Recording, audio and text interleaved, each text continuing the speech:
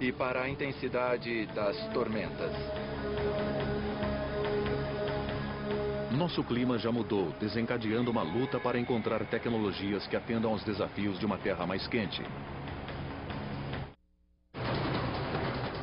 Nosso planeta está esquentando, nos castigando com climas extremos, mas há cientistas que acreditam que podem mudar o clima revertendo o aquecimento global. Oi, eu sou Klaus Lackner, o inventor das árvores sintéticas.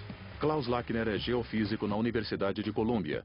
Ele trabalha com Alan Wright na Global Research Technologies, em Tucson, no Arizona. Eu sou o cara da força bruta.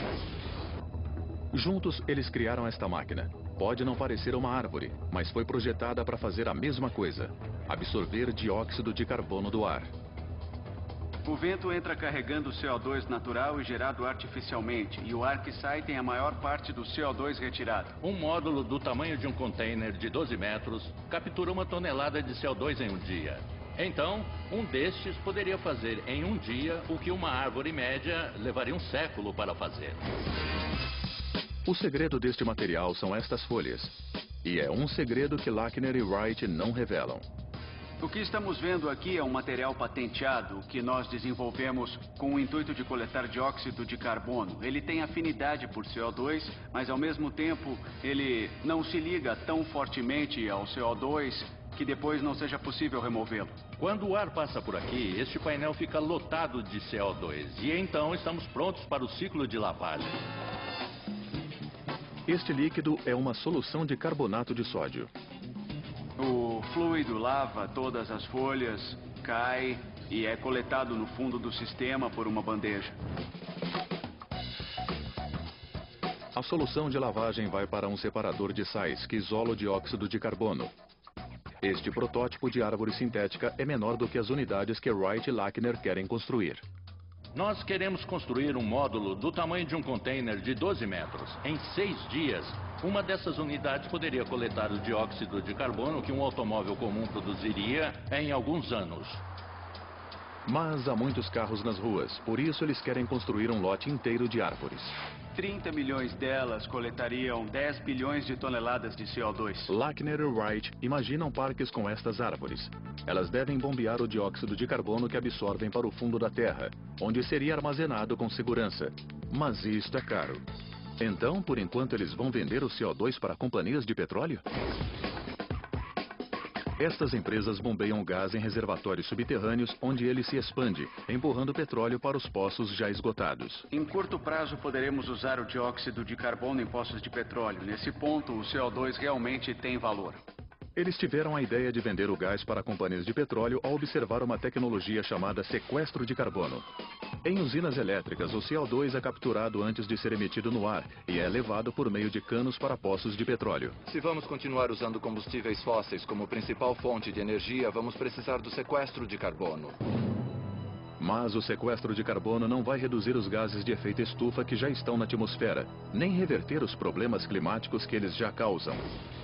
Alguns cientistas assumiram este desafio e trazem novas ideias, vindas de uma área chamada geoengenharia. A ideia básica da geoengenharia é refletir a luz solar de volta para o espaço, para esfriar a Terra e compensar o aquecimento causado pelo efeito estufa. Um destes esquemas está sendo gerado em um laboratório da Escócia por um pioneiro em produção de energia a partir das ondas. Eu me chamo Stephen Salter, sou professor aposentado de projetos de engenharia da Universidade de Edimburgo. No momento estou concentrado em reverter o aquecimento global. Salter quer fazer isto pulverizando uma névoa de água do mar nas nuvens que ficam acima do oceano. Ainda não está tão salgada quanto a água do mar. Partículas de sal semeariam as nuvens com gotículas menores do que um micrômetro. Se você tem um grande número de gotículas, a superfície fica maior e com isso ela reflete mais. O resultado final é de 2% mais luz solar retornando para o espaço. E o plano é ter embarcações guiadas pelo vento, viajando juntamente com os ventos de um lado para o outro. Centenas de embarcações como estas. Estas torres que parecem chaminés não só enviam a névoa, mas também giram. E é isto que move o barco quando ele interage com o vento, usando o que conhecemos como efeito Magnus. Se está girando assim, Tem mais ar vindo por aqui, indo mais rápido, e um pouquinho retornando por aqui. Isso é exatamente o mesmo que acontece na superfície superior e inferior das asas de um avião. Em outras palavras, ao girar, o rotor cria movimento. Para demonstrar isso, Salter e seus alunos construíram este rotor, elevando-o 2,40 metros acima do chão, girando-o a 7.000 RPMs e soltando o tubo. Em vez de mergulhar no chão, ele flutua pela sala, porque a sustentação está interagindo com a força da gravidade. Veja novamente. Parece até câmera lenta. Foi legal, não foi? Outros cientistas acham que há limites para este plano. Só vai funcionar sobre uma atmosfera marinha remota e só daria para resfriar lugares no meio do oceano. Isso não vai ajudar as pessoas em Londres, Berlim ou na cidade de Nova York. Salter, no entanto, acredita que o efeito seria global. Se os alertas dos físicos que estudam a alta atmosfera estiverem corretos, nós realmente poderíamos desfazer todos os danos feitos à atmosfera desde o início da Revolução Industrial. A ideia de Salter não é a única da geoengenharia flutuando por aí. Uma ideia é colocar uma trincheira de guarda-sóis no espaço. Eles bloqueariam parte da luz solar que aquece a Terra.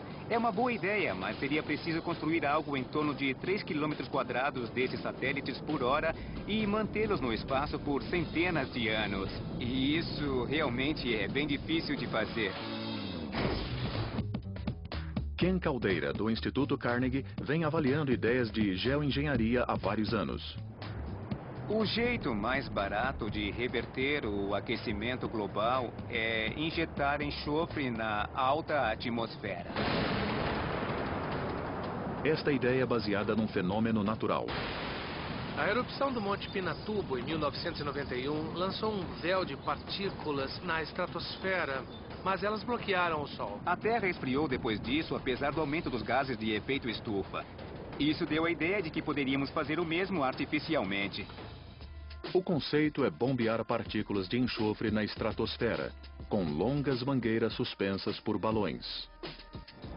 Se você jogar um balde de enxofre a cada segundo na estratosfera, é o suficiente para reverter o efeito do dobro de gases de efeito estufa existentes.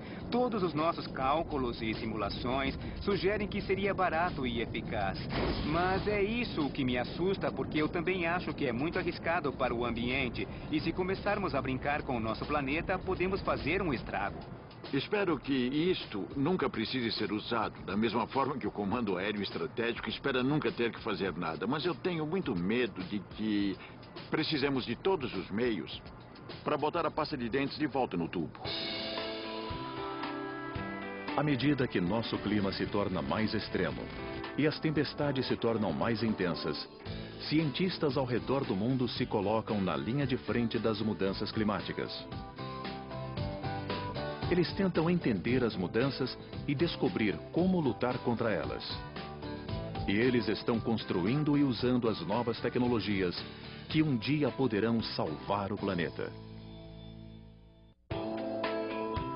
Versão brasileira Vox Mundi.